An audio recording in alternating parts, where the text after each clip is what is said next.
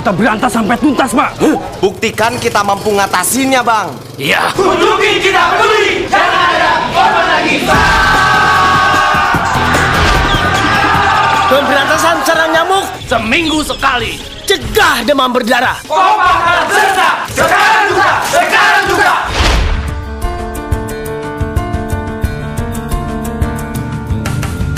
PSN serentak, demam berdarah, tamat. Baik, selamat siang Bapak dan Ibu. Kita mulai terlebih dahulu ya acara kita pada siang hari ini. Assalamualaikum warahmatullahi wabarakatuh. Selamat siang kepada Bapak dan Ibu serta rekan-rekan sekalian. Selamat datang di acara webinar Basa-Basi Bahasana Bahasini. Nah, acara webinar ini merupakan acara webinar Basa-Basi seri pertama dari Puskesmas Kelurahan Cempaka Baru. Selamat siang kepada Dr. Siti Rasma Santribuana selaku Kepala Puskesmas Kecamatan Kemayoran. Selamat siang kepada Dr. Eka Sakti selaku Kepala Puskesmas Kelurahan Cempaka Baru. Lalu selamat siang kepada Saudara Eko Hendratama dan para peserta acara Basa-Basi seri pertama pada siang hari ini. Sebelumnya, saya mewakili rekan-rekan saya mengucapkan terima kasih banyak atas partisipasi Bapak dan Ibu sekalian yang rata-rata terdiri dari kader Kemayoran nih, terutama kader Cempaka Baru. Kebanyakan mungkin kader ini ya, kader Jumantik. Ya, terima kasih juga kepada Ibu Sri dari Sudinkes Jakarta Pusat yang telah menyempatkan waktunya.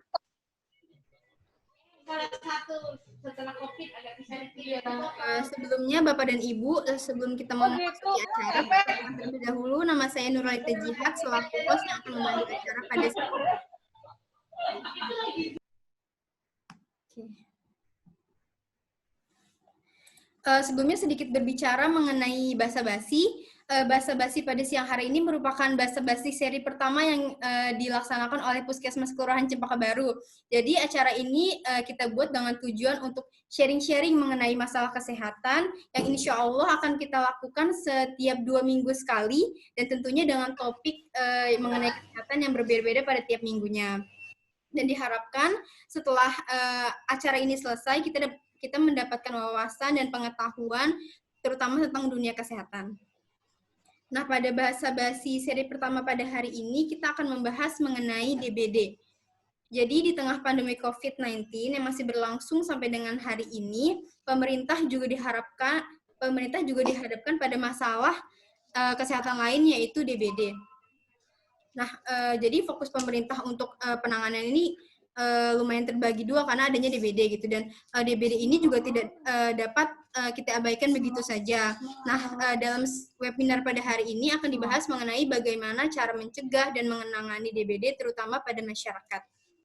Dalam webinar hari ini akan dibawakan oleh 2 pembicara, yaitu pembicara yang pertama adalah Saudara Eko Hendratama yang akan membawakan materi mengenai update tata laksana DBD komunitas atau masyarakat, dan pembicara yang kedua yaitu Dr. Eka Sakti selaku Kepala Puskesmas Kelurahan Cempaka Baru yang akan membawakan materi mengenai DBD versus COVID di era new normal. Baiklah Bapak dan Ibu, sebelum kita lanjutkan ke materi, saya akan membacakan beberapa tata tertib webinar pada hari ini. Yang pertama, peserta wajib mematikan sound saat acara berlangsung. Lalu yang kedua, tanya jawab akan dilakukan secara paralel. Dan yang ketiga, peserta dapat mengajukan pertanyaan dengan cara menuliskan pertanyaannya dalam kolom komentar di aplikasi Zoom ini dan dituliskan kepada siapa pertanyaan tersebut ditujukan. Baiklah, sebelum kita lanjutkan ke materi, dipersilahkan kepada Dr. Buana selaku Kepala Puskesmas Kecamatan Kemayoran untuk menyampaikan sambutannya atau sepatah 2 patah katanya. Dipersilahkan kepada Dr. Buana untuk menyampaikan sambutan.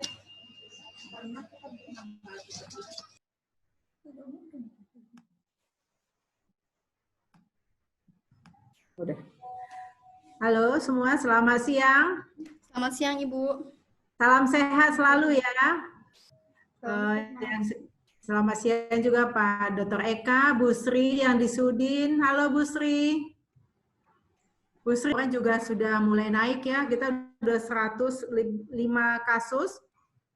Dan setiap kelurahan juga sudah ada kasus, biasanya ada yang zero ya, tapi tahun ini semua ada, paling tinggi di Sumur Batu dan Cempaka Baru.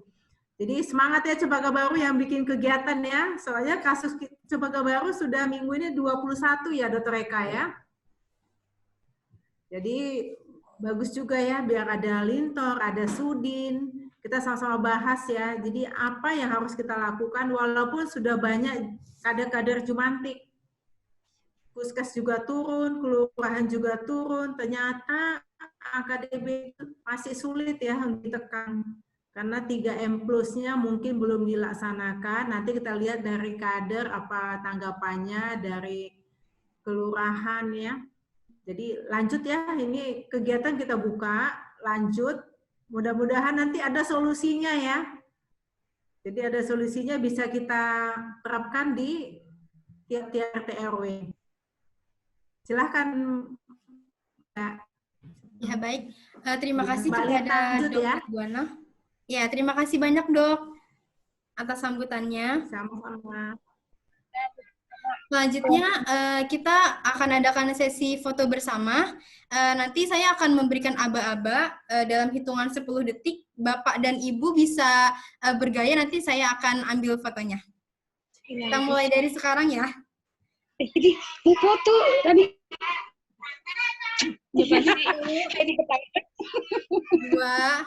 3, 4, 5, 6, 7, 8, 9, 10. Pakai masker lu. Banyak. Selanjutnya, untuk mempersingkat waktu, saya persilahkan kepada Saudara Eko Hendratama untuk menyampaikan materi yang pertama mengenai update mengenai tata laksana DBD pada komunitas. Dipersilahkan kepada Saudara Eko Hendratama untuk menyampaikan materinya. Mama di atas dulu ya, soalnya ini lagi. Oke, ya, lagi persiap materi bentar ya.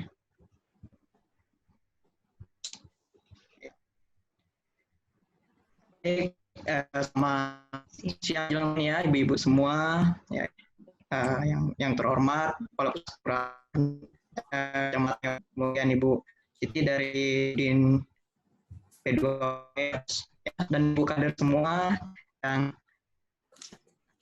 meskipun sudah bertemu, tapi kesempatan ini nggak apa-apa lah, kita via Zoom ya untuk saling berbagi ilmu. Ya, baik, untuk mempersingkat waktu, langsung saja saya mulai ya update ilmu kita pada sore hari ini. Topik yang akan saya bawakan adalah update tata laksana DBD di komunitas ya. Jakarta waspada demam berdarah dengue. Apa yang menjadi latar belakang kami mengambil judul ini? Itu yang pertama, demam berdarah ini sangat berkaitan dengan lingkungan, iklim dan perilaku masyarakat ya. Kemudian di DKI Jakarta tadi sempat disinggung sedikit sama Dr. Buana, sudah ada kasus DBD terutama di Kelurahan Cempaka Baru. Nanti kita akan lihat datanya. Kemudian kasus DBD ini sebagian besar anak usia sekolah. Wilayah penyebaran DBD di DKI Jakarta ini semakin meluas. Ya. Tahun 2017 didapatkan 68.407 kasus dengan korban meninggal dunia 493. Kemudian 2018 53.075 kasus. 2019 13.683. Meskipun ini data tadi kita masih cari ya data sebenarnya valid, soalnya ada beberapa perbedaan tentang jumlah pada tahun 2019. Sampai Maret 2020 kemarin 17.820 di 10 provinsi dengan 104 diantaranya meninggal dunia. Saya ambil sumbernya dari sini ya, ibu-ibu semua. Nah, ini yang saya katakan tadi bahwa banyaknya terjadi di usia 7-12 dan 13-15. Ini data tahun 2017 dan 2018. Kemudian lebih banyak terjadi pada laki-laki dibandingkan perempuan. Ini pada bulan Maret periode per 4 tahun, terakhir nih tahun 2020 nih ya, 38.636. jumlahnya. Kemudian yang mengalami kematian sampai sini 4 Mei 2020 322. Kemudian di akhir lagi Mei ini terdapat 52.929 kasus Indonesia.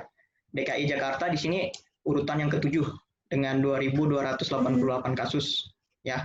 Ya, Jakarta Timur yang paling banyak 694 kasus. Nah, tadi saya katakan bahwa banyak terjadi di usia ini 5-14, tapi di sini 15-44 memang udah mulai bergeser penyebaran di tingkat usia tertentu. Kemudian tadi 322, kemudian sampai akhir Mei di provinsi yaitu 328 semuanya. Kemudian 5-14 tahun nih, saya bilang tadi bahwa kematian DBD terbanyak di usia ini. Selain belum terbentuknya sempurna imun tubuh, ya, karena mereka juga usia sekolah. Gitu. Kita lanjut ya. Nah, paling banyak kembangannya di bulan Maret sampai April. Ini paling tinggi puncak DBD-nya. Masuk wilayah kita, DBD wilayah Kemayoran 2019. Ya, Cempaka Baru masuk ranking 2 ya Ibu.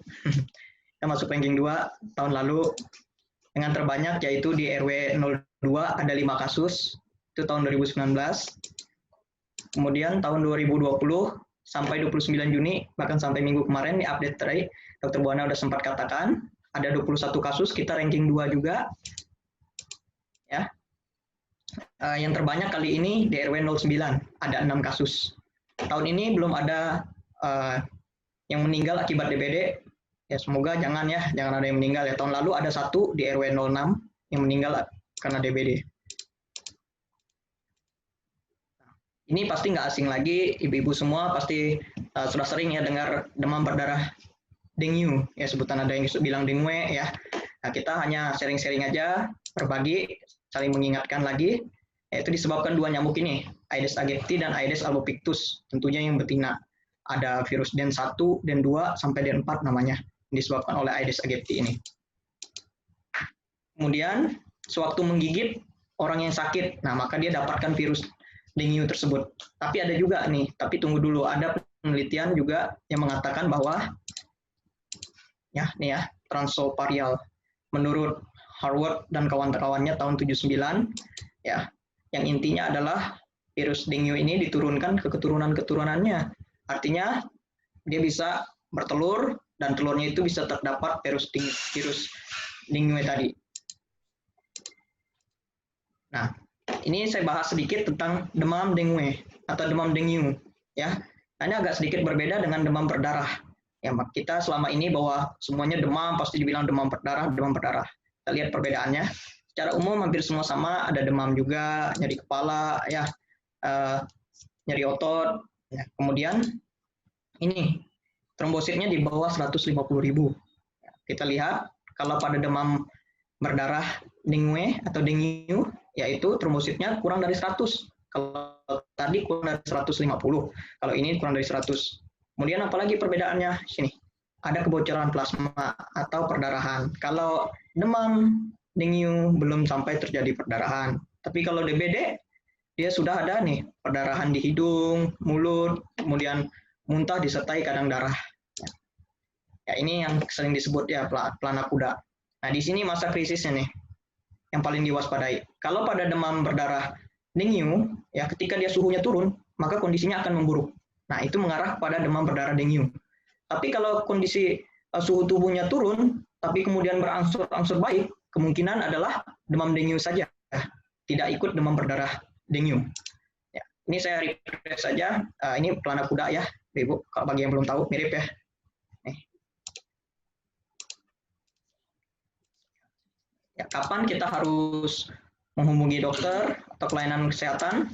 Kalau dalam 2-3 hari ada perdarahan di kulit, ya namanya peteki sebutannya, muntah-muntah, mimisan, segera berobat ke fasilitas kesehatan terdekat untuk mendapatkan pertolongan dan pemeriksaan. Nah, selain gejala di atas tadi, tentu akan ada dilakukan pemeriksaan laboratorium nanti oleh petugas medisnya ya. Nah, ini sekedar informasi buat kita, Indonesia pertama kali ditemukan tahun 68 di kota Jakarta dan Surabaya. Ada 96 kasus yang ditemukan ya, di 2 kota besar ini. Ya, 56 udah dikonfirmasi sebagai DBD, 16-nya ada yang meninggal. Ini juga ada yang kenal Charles Juan Finlay, seorang dokter asal Kuba ya. Dia menemukan penyakit kuning. Jadi nyamuk Aedes aegypti ini bisa menyebabkan demam kuning, kemudian demam berdarah, kemudian virus Zika, kemudian juga sakit chikungunya. Nah, itu bisa disebabkan karena dia udah menemukan tadi nyamuk Aedes aegypti ini. Nah, kemudian teman-temannya yang lain ikut melakukan penelitian. Tahun 1900 mulai diakui dan mereka menemukan bahwa nyamuk Aedes aegypti ini menyebabkan penyakit yang lain selain demam kuning. Ya, ini ciri-cirinya ya. Warna hitam, belang. Ya, udah paham semua ya. Udah sering lihatnya ya. Mampu terbang 100 meter, tentu hidup di sekitar rumah dan bangunan. Nah, kemudian nyamuk betina. Ya memang yang betina ini suka menggigit ya, ibu-ibu semua.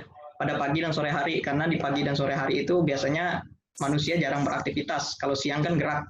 Selain karena itu ya dipengaruhi oleh suhu lingkungan juga. Nah, bertelur 3-4 hari, 100-200 butir setiap bertelurnya. Kemudian rata-rata 2 minggu, tetapi dapat mencapai 2-3 bulan usianya. Ya, karena dia tadi menghisap darah yang ada protein dan zat besi. Kalau yang jantan biasanya makan tumbuh-tumbuhan, nektar bunga, kemudian buah-buahan. Makanya ini agak panjang usianya, bahkan bisa sampai 6 bulan. Dia bisa melakukan yang namanya hibernasi. Ya, kalau tulisannya di pause, tapi bacanya di pause. Ya, itu namanya hibernasi pada nyamuk betina.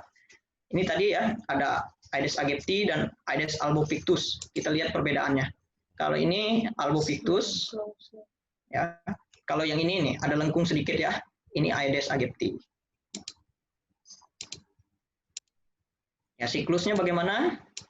Dari jentik ya 1-2 hari, kemudian menjadi larva atau pompong 5-8 hari, kemudian dari larva menjadi dewasa 7-12 hari.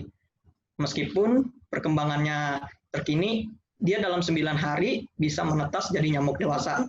Nah, kadang-kadang nyamuk itu perutnya agak buncit, kepalanya kecil, karena tadi dia prematur atau kurang pada waktu yang sudah ditentukan 7-12. Pada waktu 9 hari dia sudah bisa menjadi nyamuk dewasa. Nah, ini pertumbuhan jentik nyamuknya, nanti kita lihat ya, ada yang 1, 2, 3, 4. Ini yang saya katakan tadi. Jentiknya dari yang kecil, kemudian berkembang, tubuhnya makin besar, kepalanya makin bertambah besar, badannya makin bertambah besar. 4 kali mengalami perubahan, baru udah dia jadi kepompong. Kenal satu-satu telur. Ya, telur nyamuk bentuknya kayak ketan hitam ya, ibu-ibu semua. Ukurnya tadi ada 0,5-0,8 mm. Kemudian tentu dia menempel, susah dideteksi kalau dia di warna gelap. Makanya kalau keliling PSN, ibu-ibu semua pada bawa senter ya. Kemudian dia nempelnya di dinding-dinding, dia jarang pada pertengahan permukaan, dia pada biasanya nempel di dinding-dinding atau di tepi. Kemudian di tempat kering dia bisa tahan 6-8 bulan. Nah, jentik tadi. Nah, ketika 1 cc saja, pada saat nanti musim hujan, ditetesi air, maka dia bisa jadi jentik. Sekarang kita kenal jentik nyamuk. Ya, dia suka di tempat yang jernih, 6-8 hari menjadi pupa atau pompong. Kemudian paling mudah dibasmi, ya, karena tadi tempatnya biasanya di genangan-genangan air.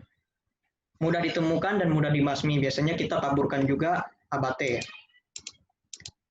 Larva, pupa, atau kepompong, sebutannya dalam 1-2 hari tadi menjadi nyamuk dewasa, dia tidak makan. Di sinilah fase istirahat dia. Nah, kalau sampai terdapat ini pupa, berarti indikator kita harus melakukan PSN. PSN harus lebih digiatkan kembali. Nyamuk dewasa, ya umurnya tadi bisa sampai 2-3 bulan, bahkan bisa juga sampai 6 bulan. Kemudian menghisap darah berkali-kali menularkan ke banyak orang. Biasanya dia 2 hari sekali menghisap darah. Kemudian menghisap darahnya tujuan untuk apa? Mengambil protein dan zat besi untuk pematangan telur. Ya, aktivitas tadi pagi dan sore. Kemudian dia mengeluarkan air liur. Di air liur ini terdapat antikoagulan, sehingga pada saat dia menancapkan namanya proboscis, ya nanti dia mengeluarkan zat antikoagulan ini sehingga tidak beku darahnya. Nah, dia memasukkan air liur tersebut yang terdapat virus dengue tadi atau dengue. Telurnya tadi sekali bertelur bisa 100 sampai 200, kemudian jarak terbang 100 meter. Meskipun di Singapura ada penelitian yang mengatakan bisa sampai 327 meter. Umur dewasa jantan, ini umurnya agak pendek ya, 1 minggu, dia menghisapnya tumbuh-tumbuhan dan buah. Ya.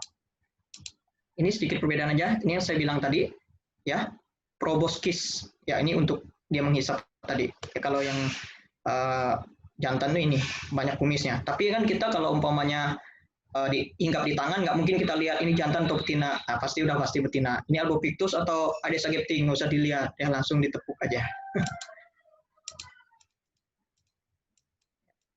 Ini saya singkat. Ini rumah idaman nyamuk ya. Semua sudah tahu, Bapak Ibu semua, ada pot tanaman, ada kolam ikan. Kalau kolam di taman, maksud saya kalau ada ikannya biasanya nggak ada jentik, karena udah dimakan ikan, terutama ikan cupang, ikan mas, lele juga makan jentik. Cara penularan, di awal tadi udah sedikit, apabila ada orang yang sakit, manusia sebagai inangnya, kemudian agennya itu adalah nyamuk Aedes aegypti maupun Albopictus. Tadi dia masuk melalui liurnya tadi 8-12 hari. Nanti setelah 8-12 hari biasanya kalau imun tidak kuat, dia akan memunculkan tanda dan gejala tadi seperti ada demam, ada pegal-pegal. Munculnya tadi 2 jam sebelum matahari terbit dan 2 jam sebelum matahari tenggelam. Beberapa aturan ya, Perda nomor 6 tahun 2007 yaitu tanggung jawab melaksanakan pencegahan ini, yaitu pemerintah dan masyarakat. Kita seringkali melakukan PSN 3M+, pemeriksaan jentik berkala, kemudian pengamatan penyakit ini ya, surveillance biasanya dilakukan penyelidikan epidemiologi yang dilakukan oleh petugas puskes. Ini saya tampilkan aja beberapa aturan. Sekurang-kurangnya 1 minggu sekali. Kalau di Kelurahan Cempaka Baru kita sudah melakukan hari Rabu dan Jumat ya, berarti sudah melakukan, yaitu 2 minggu sekali. Kemudian tidak pernah melakukan teguran tertulis, penempelan stiker, cuman denda atau pidana kurungan ini yang belum pernah ada. Ini juga baru kemarin, ya 22 April 2020, nomor 71 tahun 2020, surat dari Dinas Kesehatan tentang pengendalian demam berdarah selama periode pandemi COVID-19 di DKI Jakarta ini. Banyak ya aturan-aturan yang ada ya, yang mendukung kegiatan dari PSN ini. Tanggal 20 September pernah dikeluarkan juga surat edaran dari Menteri Kesehatan, kemudian dari P2P Kemenkes ya tanggal 9 Desember, kemudian yang terbaru kemarin 6 April 2020 dari P2P Kemenkes juga. Ini yang harus dibiasakan sekarang ya. Kalau kita keliling biasanya ada juga yang nggak mau dimasukin rumahnya. Nah, kita usahakan gerakan 1 rumah 1 jumantik ya, untuk membantu pekerjaan Ibu Kader juga. Kita harus menggalakkan ini G1R1J, gerakan 1 rumah 1 jumantik. 3M semuanya sudah tahu ya, menguras, ya menutup, kemudian mengubur dan menyingkirkan, dan terlebih kalau bisa mendaur ulang. Ini 8 plusnya ya, ada menutup lubang, kemudian pasang kasa di tempat-tempat jendela, ya, kemudian melihara ikan, pakai lotion, pakai baju yang panjang, tanaman yang tidak disukai oleh nyamuk seperti serai, kemudian menghindari menggantung pakaian. Ya, pengobatan DBD ini fokusnya untuk menghasilkan tadi bocoran plasma, oleh sebab itu harus banyak minum air. Ya, saya lanjutkan. Ya, ini pengobatannya sesuai tanda dan gejala ya. Ini kalau mau minum antibiotik tentu harus atas indikasi medis atau dokter. Silahkan konsultasikan ke dokter, jangan sembarang minum antibiotik, karena tadi penyebabnya adalah virus, bukan bakteri. Jadi jangan sembarang-sembarang. Kemudian kompres yang disarankan adalah hangat, tidak perlu menggunakan es karena dapat menyebabkan shock. Ini tugas puskesmas melakukan penyelidikan epidemiologi. Nah, pilarnya harus ada surveillance-nya yang pemegang program DBD, tata laksananya, kemudian pengendalian vektor tadi yang berhubungan dengan serangga ya, kemudian proteksi khusus atau imunisasi sudah ada ya.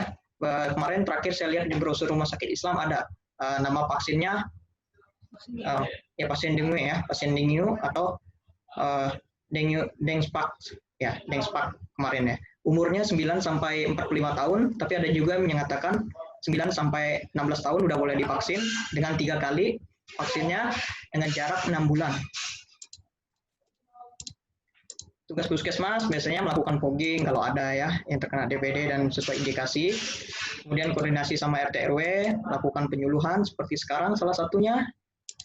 Kemudian melakukan tadi abate ya di genang-genangan air. Kemudian RT RW-nya siapkan masyarakat. Kalau ada mau fogging, biasa kita udah himbau dulu masyarakatnya. Apalagi di tengah pandemi sekarang harus menggunakan masker kalau umpamanya ada fogging-fogging di wilayah. Mendampingi pelaksanaan fogging fokus, tugas kader Jumantik, melaksanakan dan mendampingi penyuluhan, kemudian juga pemantauan jentik 2 kali dalam seminggu.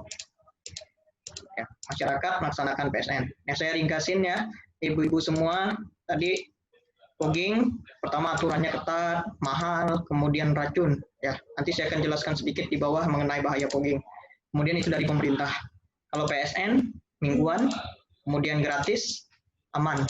Dan itu bisa kita lakukan pemerintah dan rakyat saling bekerja sama. Kalau ada kasus apa yang dilakukan? Nah ini, penyelidikan epidemiologi. Saya selama ini belum tahu ya kalau PE itu PE apa ya? Ya penyelidikan epidemiologi. Itu pencarian penderita DBD atau demam dengue tadi, bahkan ada yang sampai udah shock, demam shock syndrome dengan radiusnya 100 meter sesuai dengan jangkauan terbang nyamuk. Ya. Tujuannya sudah sering ya, ikutnya untuk mencari penderita tadi, kemudian angka bebas jentiknya. Singkat aja nih, pelaksanaannya kita semua udah tahu, ibu kader udah sering mengikuti saya kalau melakukan PE. Ya ini, saya fokus ke sini positif. Jadi kalau kita mau melakukan penanganan, harus ada kriteria PE positif. Ada yang sakit, ditemukan 1 atau lebih penderita lainnya, ditemukan 3 orang lagi di sekitar rumah tadi 100 meter, dan ditemukan jentik. Ya, kalau ada juga kadang-kadang kita temukan bukan DBD ya. Ya. Ini fogging sebaiknya dilakukan jam 7 sampai jam 9 atau jam 15 sampai 17 tadi waktu nyamuk itu sering berkeliaran. Kita udah pernah melakukan lapi trap ya. Lapi itu lapa, trap itu perangkap, tapi mungkin perlu kita evaluasi kembali ya. Ini kemarin masih kurang berhasil untuk melakukan lapi trapnya. Ini, bila ada penderita DBD, tadi dilakukan PE, periksa jentik, sekitar 15-20 rumah. Kalau ada, penyuluhan, pemberantasan sarang nyamuk, fokus radius 100-200 meter. Kalau tidak, ya cukup dengan PSN, penyuluhan, dan penaburan abate. 7 tatanan berdasarkan Pergub Gubernur nomor 46 tahun 2004 ya. Saya titik fokuskan di sini adalah institusi pendidikan. Kenapa institusi pendidikan? Karena udah lama nggak sekolah, otomatis nyamuk pasti bersarang terus. Selain tadi saya jelaskan di atas bahwa daya tahan tubuh mereka belum terbentuk dengan sempurna. Oleh karena itu ketika nyamuk mengisap darah mereka, kemungkinan besar mereka bisa terinfeksi oleh virus dengue tadi. Ya, ini tempat-tempatnya yang harus kita perhatikan. Ya, ini saya lanjut aja ya, ibu semua. Saya jelaskan bahaya dari fogging, yaitu ada zat namanya malation.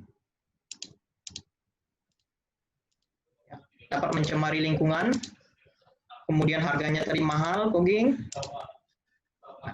membuat nyamuk resisten atau kebal. Satu tadi, ya bagi manusia sendiri, penurunan sistem kekebalan tubuh, ini akibat fogging nih, anemia aplastik, turunnya sel darah putih, sel darah merah, keping darah atau trombosit tadi, leukemia pada anak, nah wanita 2,5 kali lebih besar menderita kelainan, gangguan pernapasan pada bayi, gagal ginjal, kemudian kerusakan paru. Itu bahaya fogging dan masih banyak yang lagi pada tumbuhan dan hewan. Bahaya jangka panjangnya, kerusakan sistem saraf, kemudian bisa sakit perut, muntah-muntah, kemudian bisa terjadi nih kanker.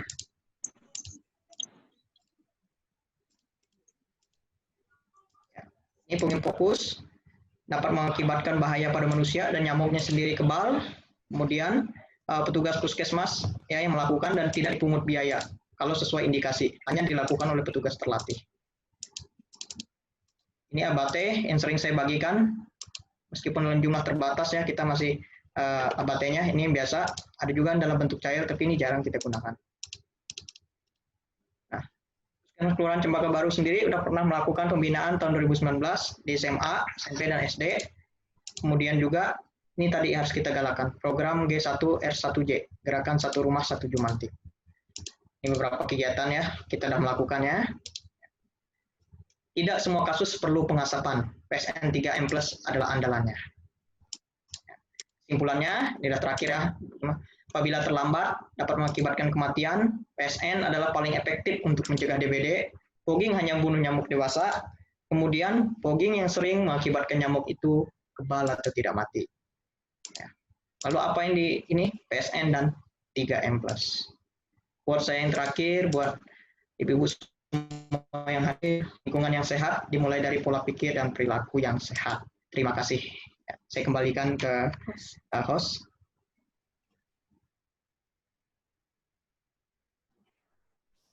Baik, terima kasih kepada Saudara Eko atas materinya. Selanjutnya dipersilakan kepada Dr. Eka Sakti untuk menyampaikan materi yang terakhir mengenai DBD versus COVID di era new normal. Kepada Dr. Eka Sakti dipersilakan.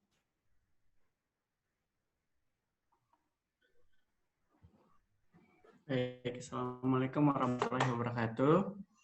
Singkat saja karena kita akan lebih banyak diskusi ya. Kita akan membahas DBD dan COVID-19. Dua-duanya sama-sama virus dan sama-sama berbahaya.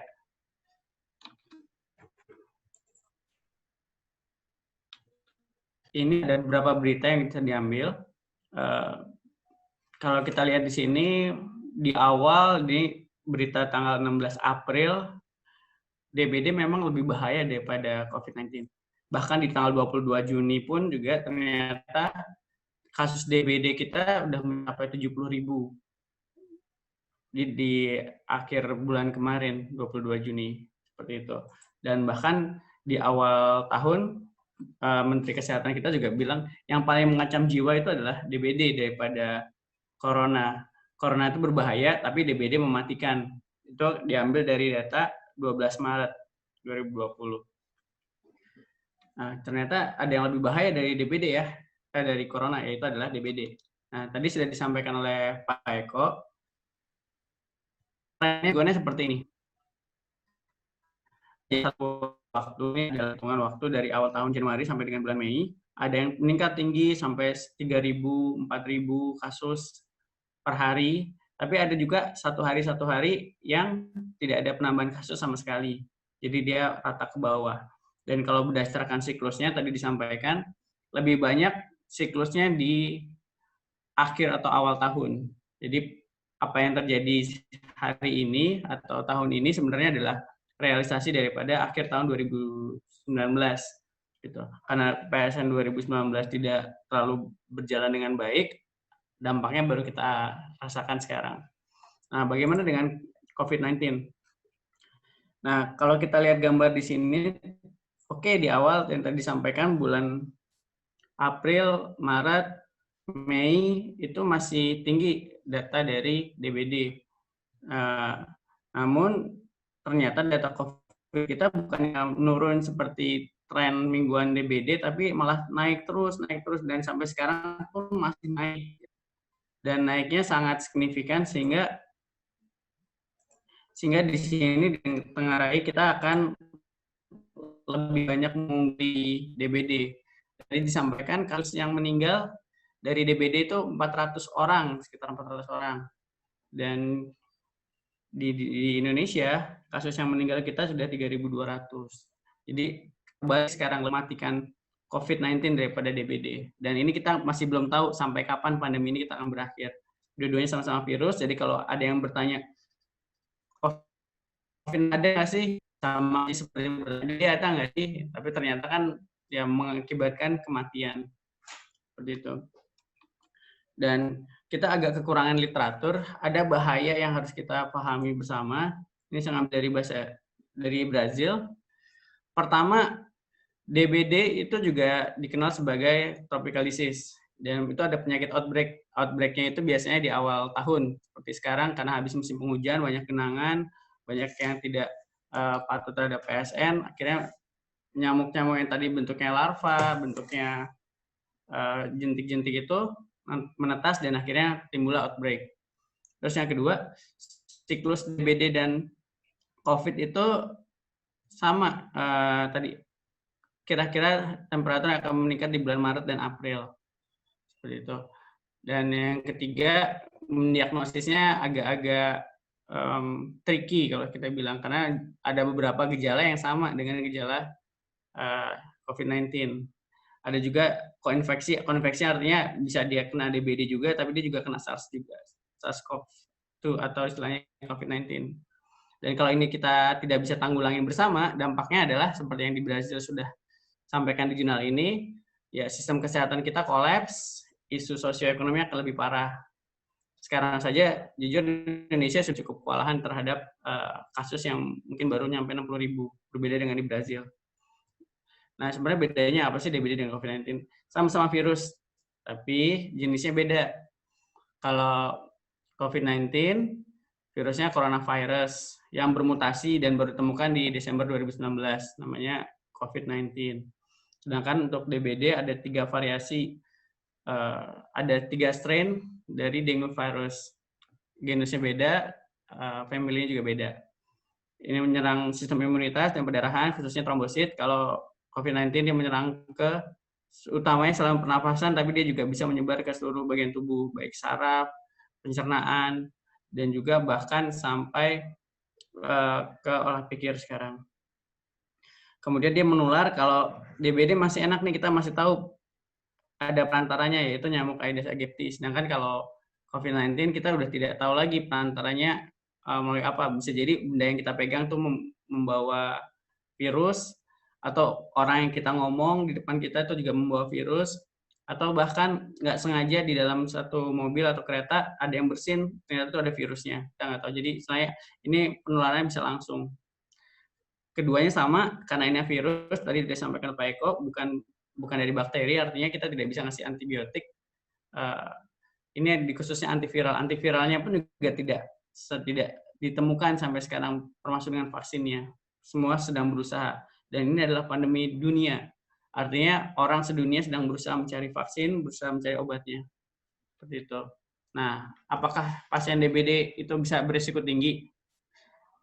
Pada dasarnya COVID-19 itu menyerang siapa saja, terutama yang memiliki masalah kesehatan. Nah, kalau DBD itu daya tahan tubuhnya kan turun.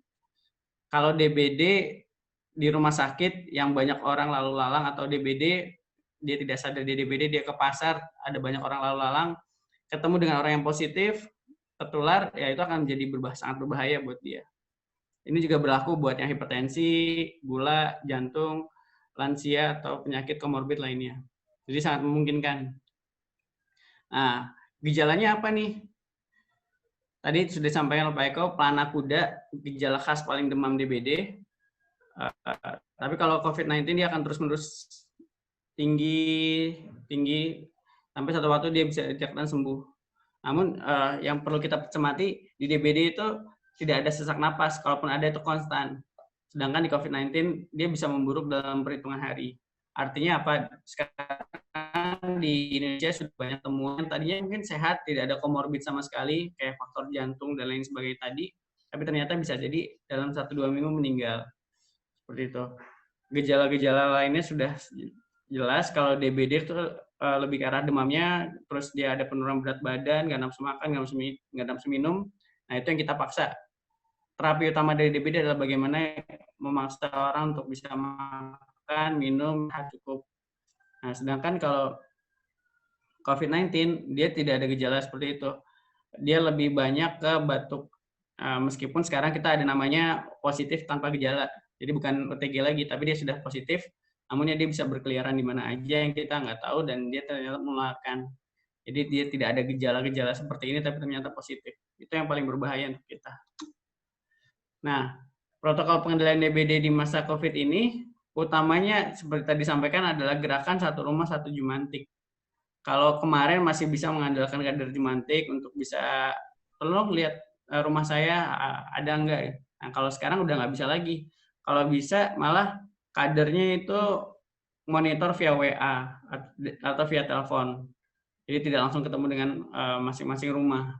Biarkan satu rumah itu punya kader jumantik, atau istilahnya kita nyebut dengan jumantik mandiri.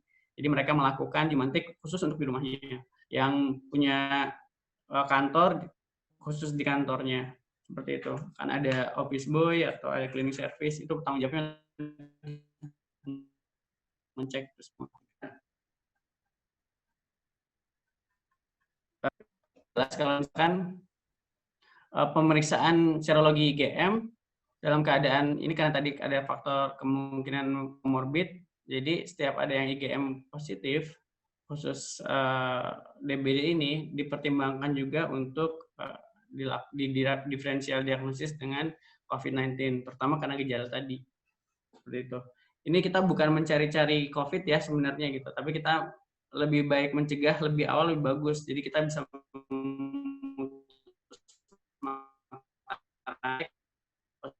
kita tambah di rumah sakit.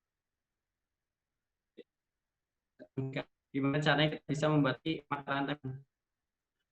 Nah, juga sebenarnya jika ada pasien positif atau itu positif ya pada P kalau ternyata dia tidak DBD atau sindrom, otomatis dia bedanya antara positif atau negatif hanya di fogging focus. Jadi semuanya tetap ada intensifikasi PSN, arfasida, dan juga penyuluhan. Nah, penyuluhan karena terbatas di era pandemi, salah satunya yang kita lakukan hari ini adalah penyuluhan dengan Zoom meeting dengan ibu-ibu sekalian. Seperti itu. Nah, ini baru tanggal 5 Juli kemarin, baru 2 hari yang lalu, pasien COVID sendiri juga ternyata beresiko, kalau tadi kan di awal pasien DBD beresiko ke COVID-19, nah sekarang terbalik nih, pasien COVID-19 sekarang beresiko terhadap DBD, karena begitu daya tahan tubuhnya turun, dia bisa jadi terkena gigitan nyamuk yang itu akan berdampak ke DBD. Jadi kalau misalkan kita bisa milih versus gitu, DBD atau COVID, ya itu lebih mendingan lah daripada kita dapat dua-duanya. Kalau dapat dua-duanya seperti tadi, ya mungkin kelar lah, makin tidak terkontrol lagi. Seperti itu. Dan pencegahannya gimana? Sama seperti tadi sampaikan, memang tidak ada pengobatan khusus dan spesifik untuk terapi adjuvan ini. Namun, tetap yang paling efektif adalah 3M. 3M sudah saya sampaikan. Di sini tentang ada menguras, menutup, dan mengubur. Dan juga PSN. Nah, selain itu pencegahannya 3 protokol wajib di era new normal ini, katanya new normal. Kita dipaksakan new normal, padahal kita angkanya masih panjang sekali. Ya sudah, kita lakukan new normal dengan menjalankan tanpa bisa ditawar-tawar lagi, menjalankan 3 protokol yang wajib. Kenapa saya bilang wajib? Dimanapun harus bisa melakukan ini. Cuci tangan pakai sabun, jaga jarak minimal 1 meter, kalau bisa 2 meter dengan orang lain, dan juga pakai masker setiap keluar rumah. Dan COVID-19 versus DBD ini adalah seperti yang disampaikan oleh poster kita, waspadalah ya. Karena ini bisa berdampak merenggut siapa saja, kita nggak tahu tetangga kita atau bahkan keluarga kita bisa terkena ini. Diwaspadai karena kasus DBD dan COVID-19 ini juga sama-sama meningkat tinggi. Jadi untuk protokol 3M dan protokol PSN itu wajib dijalankan. PSN dimantik mandiri. Selain itu juga ada protokol kesehatan di era pandemi yang 3 tadi, termasuk juga kebijakan PSBB. Sekarang PSBB transisi namanya. Nah, untuk itu mohon dukungannya ibu-ibu sekalian dan bapak-bapak lintas sektor juga. Kita kasusnya di Cempaka Baru DBD sudah ada 21 orang. DBD sudah ada 21 orang, tapi COVID-19 kita sudah ada 54 orang. Dan yang meninggal DBD di kita belum ada yang meninggal, tapi di COVID-19 sudah banyak juga orang yang meninggal di Cempaka Baru. Jadi mohon perhatiannya juga untuk bisa tetap melaksanakan PSN, 3M meskipun di era pandemi seperti ini. Itu saja, kita lanjut ke sesi tanya jawab. Silakan Bu Moderator.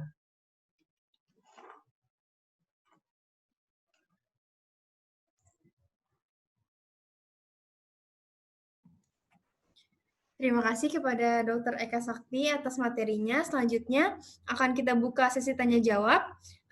Dan ini terdapat beberapa pertanyaan yang telah masuk di kolom komentar. Saya akan membacakan. Yang pertama itu pertanyaan dari Ibu Soehartini. Yang bertanya kenapa kalau ada kasus DBD lama untuk defoggingnya dan kadang yang sakit udah sembuh dan sehat baru defogging. Kan nyamuknya keburu terbang kemana-mana. Itu dipersilakan kepada Dr. Eka Sakti atau mungkin Saudara Eko untuk dapat menjawab pertanyaannya.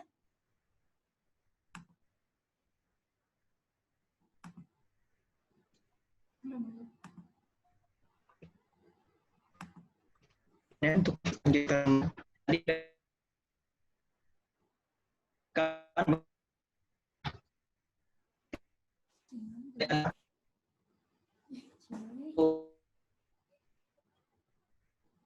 Dipersilakan untuk menjawab pertanyaannya. Karena ingat bahaya yang tadi, maka kita lakukan yang utama itu adalah PSN. Ya, itu dari saya. Terima kasih. Mungkin ada tambahan dari Dr. Eka. Tadi kita sempat bahas masalah siklus ya. Jadi di siklus itu ada yang dalam bentuk jentik, larva, atau juga dalam bentuk dewasa. Nah, biasanya ketika dia ada pasien positif, DBD, ada 3 orang pasien positif atau seperti PE positif, artinya dia sudah terinfeksi dengan virus dari nyamuk dewasa itu. Itulah sebabnya kita melakukan fogging. Tujuan fogging adalah untuk membunuh nyamuk dewasa. Gitu. Jadi pada saat itu nyamuk dewasa yang ada di sekitar wilayah itu kita lakukan fogging. Apakah fogging membunuh nyamuk yang masih larva? Tidak. Nah, gimana cara ngebunuh yang masih larva? Ya, abetisasi atau dengan gerakan PSN. Jadi kita memutus mata rantainya di situ. Gitu. Jadi nggak masalah kalau misalkan ternyata hasil PE-nya positif baru 2 minggu, kita estimasi nyamuk dewasanya masih banyak di daerah situ. Dengan pendekatan kewilayahan, kita lakukan fogging fokus untuk membunuh nyamuk dewasa. Tapi jangan sampai cuman fogging aja, tetap harus PSN-nya.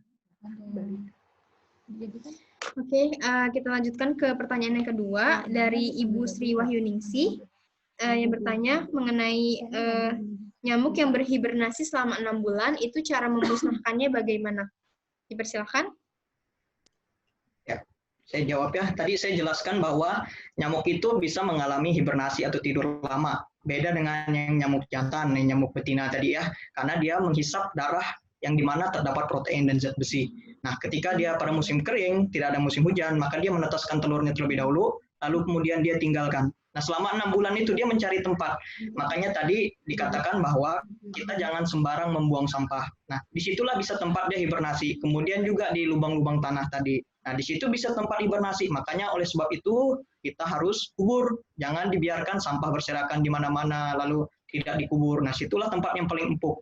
Jadi jangan dikira bahwa pada musim hujan saja bahwa nyamuk ini bisa berkembang biak. Justru dia mencari pada saat musim kemarau. Karena apa? Tidak dihanyutkan oleh air hujan. Dia enak. Nah, kesempatan 9 bulan telur itu tadi bisa bertahan di suhu yang kering ya, tentu tidak terlalu panas. Biasanya nyamuk itu suka suhu 27 derajat Celcius. Suhu di negara kita ini 26 sampai 36 derajat Celcius. Oleh sebab itu nyamuk itu sangat suka. Oleh sebab itu rajin-rajinlah tadi melakukan PSN, pemberantasan sarang nyamuk dengan 3M+. Itu sarannya untuk Ibu Sri Wahyuningsih. Terima kasih. Ada tambahan dari Dr. Eka? Iya, kalau sampai 6 bulan enggak ya nyamuknya ya. Kalau virusnya masih mungkin sampai 6 bulan. Tapi kalau misalkan daur siklus nyamuk dewasa itu rata-rata 2 sampai 3 bulan dia hidup. Nah, kalau dia hidupnya hibernasi ya bisa jadi kalau dia sudah nyedot darah gitu, dia bisa 2 atau 3 bulan tidak kemana-mana. Nah, di situ yang akan jadi bahaya kalau dia menetas. Tadi kita lihat ada siklusnya bisa 2 sampai 7 hari jadi larva, terus dia menetas. Itu jadi kayak daur yang berkesinambungan. Tapi nggak nyampe 6 bulan. Terima kasih atas jawabannya. Kita lanjutkan ke pertanyaan ketiga dari akun Duda Keren. Mau bertanya, fogging membunuh nyamuk dewasa, sedangkan tadi dalam paparan PE melihat jentiknya. Jadi bagaimana kejelasannya? Dipersilakan untuk menjawab. Dokter Eka duluan. Iya. Ya, fogging fokus itu memang lebih ke arah nyamuk dewasa. Kenapa? Karena kita melihatnya dari jentik. Jentik itu sebagai tolak ukur. Ketika jentiknya banyak, artinya nyamuk dewasanya itu sedang bertelur banyak di sekitarnya. Memusnahkan jentik seperti apa? Ya diabetisasi atau dikuras, dikubur, tetap seperti itu. Jadi kalau misalkan ada jentik di genangan, terus di fogging, ya jentik itu nggak akan mati. Gitu. Tetap jentik itu bukan buat ngapus genangan itu, jadi yang tiangan tadinya ada jentik jadi mati jentiknya di situ, enggak. Cuman seenggaknya jentik yang tadi sudah menetas menjadi nyamuk itu bisa mati dengan fogging itu. Jadi tolak ukurnya tetap kita lihatnya dari jentik, karena kita nggak bisa ngelihat wah nyamuk yang tebang tipenya apa ya. Seperti tadi juga ada laki-laki atau perempuan ya. Terus nanti bisa pertanyaannya kita nikahin di mana ya? Jadi kita bisa bedain kayak gitu. Ya, kita tetap tolak ukurnya adalah tetap dari jentiknya. Ada tambahan dari Saudara Eko? Ya, saya hanya menambahkan sedikit saja, kenapa kita membunuh nyamuk dewasa, maka itu kita tidak menyarankan sama sekali fogging. Yang digadangkan di awal tadi adalah PSN 3M+. Kenapa yang dilihat jentiknya? Karena begini, nyamuk dewasa itu kan udah usianya, ya tadi dibilang 2-3 bulan, ada literatur yang menyebutkan bahkan bisa sampai 6 bulan. Nah, kita kalau fokus untuk melihat PE-nya, ya kita lihat generasi selanjutnya. Bayangkan dia sekali bertelur tadi 200 sampai 300 telur. Nah, kalau kita fokus membasmi yang dewasa, generasinya kita lupakan. Padahal yang dewasa itu ya secara natural mereka sampai 6 bulan, 2-3 bulan itu udah bisa mati dengan sendirinya karena tidak menghisap darah. Sedangkan generasi ini bisa berumur 6 bulan ke depan. Makanya kita fokusnya adalah PSN. Seperti itu yang dilihat untuk kriteria dari PE tersebut. Ya, terima kasih. Kembalikan ke hostnya. Baik, terima kasih atas jawabannya. Kepada Bapak dan Ibu, apakah ada yang ingin ditanyakan lagi? Bisa ditanyakan di dalam kolom komentar, atau mungkin apabila ingin bertanya secara langsung bisa Wah, banyak juga loh.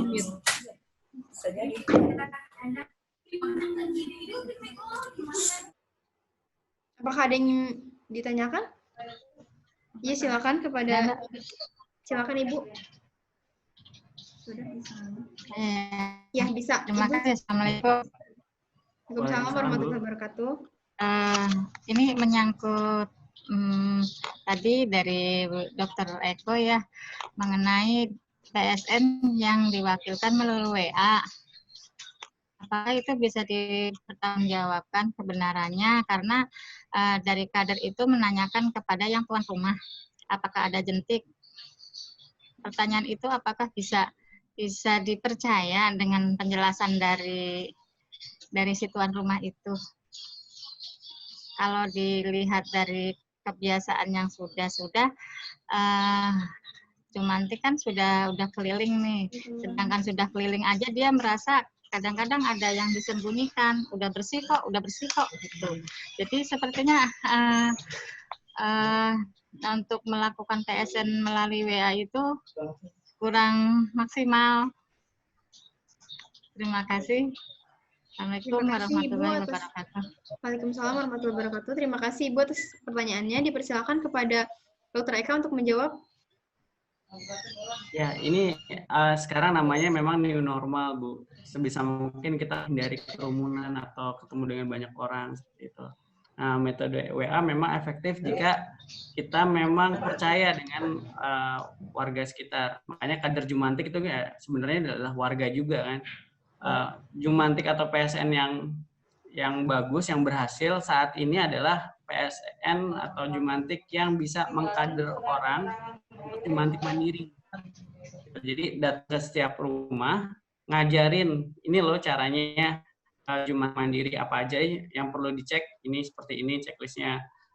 Jadi kita mengajarkan dulu kepada orang-orang di rumah kita gitu, kader yang di RT kita ajarkan seperti ini, nanti selanjutnya bisa mungkin kita diskusinya via WA ya gitu.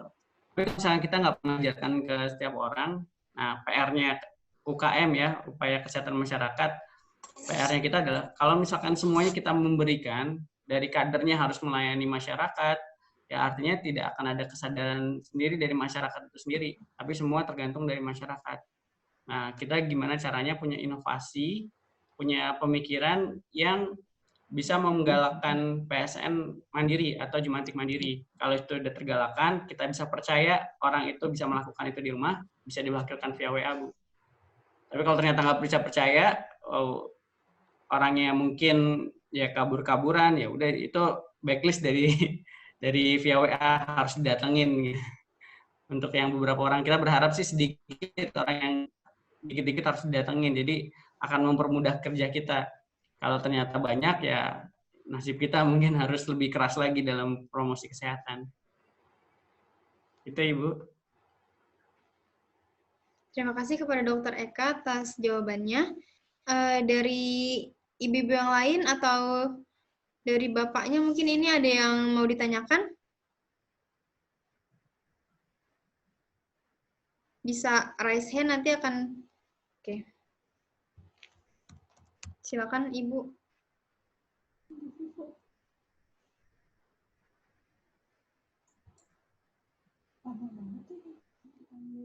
Bisa Ibu, langsung ngomong, yang mau bertanya biar iya, bisa Ibu langsung bisa. ngomong. Silakan, Ibu.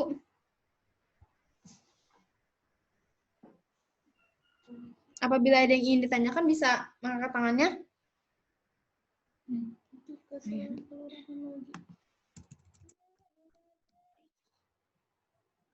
Silakan, Ibu.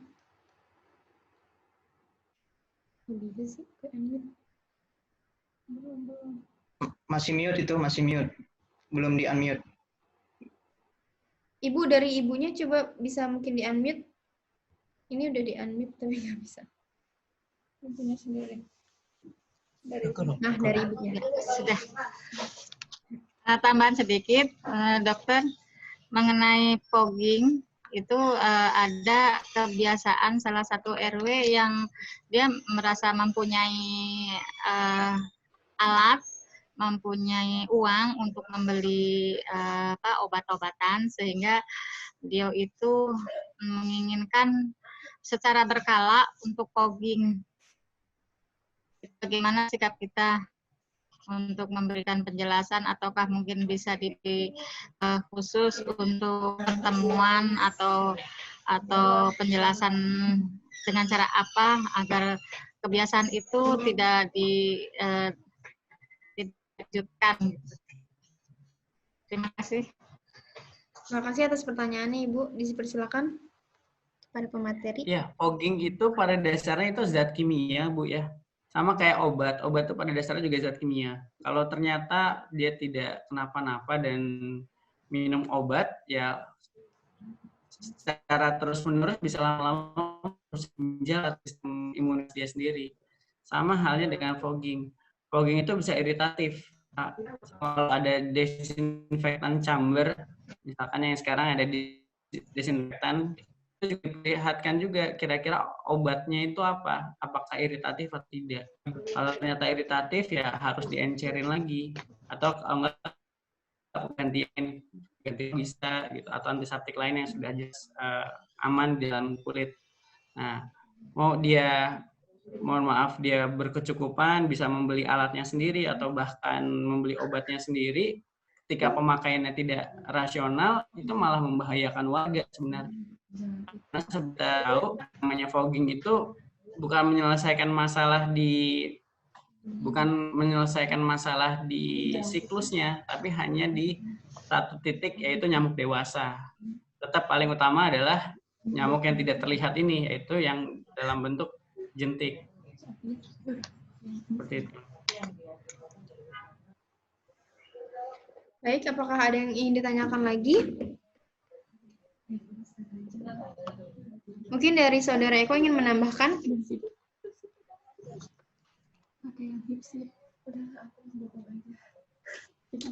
Ya, tadi saya sempat jelaskan ya bahaya-bahaya dari fogging tersebut. Udah saya jelaskan bahwa zat malation tadi yang sangat berbahaya. Tentu kita pertama kita lakukan dulu pendekatan apakah mereka sebenarnya sudah tahu belum bahaya fogging. Nah, kalau umpamanya mereka sudah tahu bahaya fogging, tapi mereka tetap ngotot, ya terpaksa kita harus libatkan juga mungkin lintas sektornya untuk saling bekerja sama gitu untuk mengedukasi masyarakat tersebut, karena tadi mengingat itu sangat berbahaya sekali. Dan jangan lupa sebisa mungkin selalu pakai masker.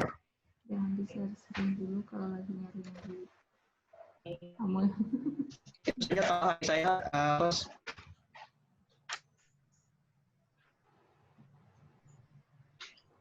Baik, terima kasih atas jawabannya. Kepada Bapak dan Ibu, apakah ada yang ingin ditanyakan lagi?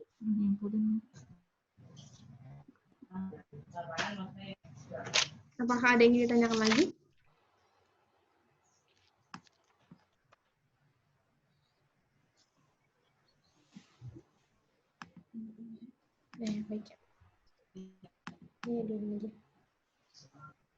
Sepertinya sudah tidak ada yang ingin bertanya ya.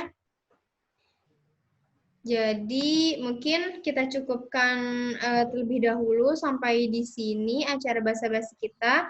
Karena keterbatasan waktu juga, saya mengucapkan terima kasih banyak.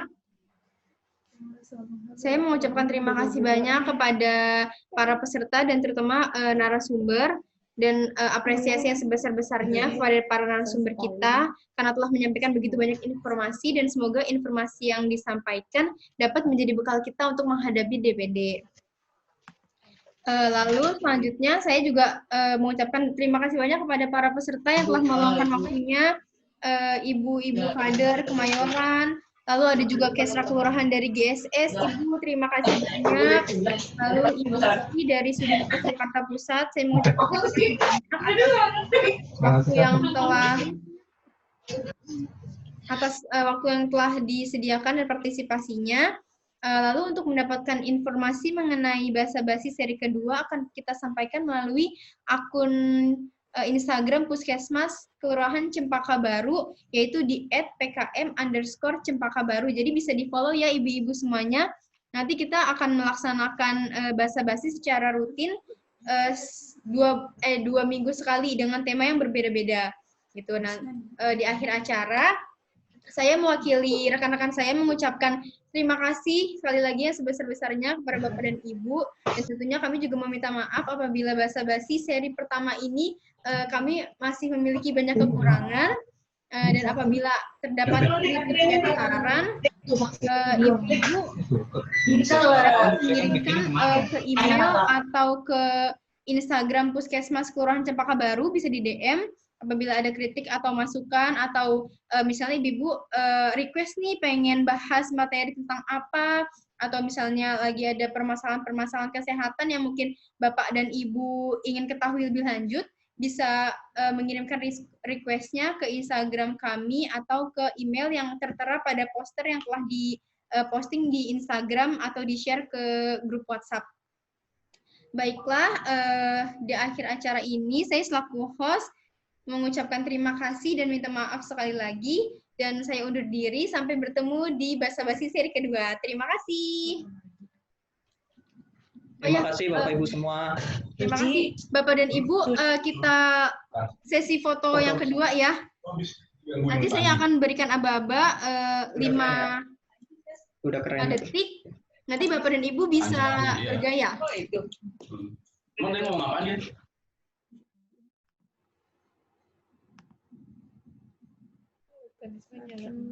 Saya hitung ya. 1,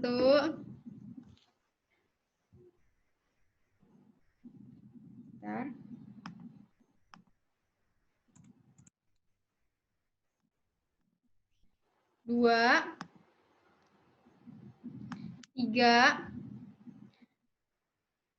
4, 5.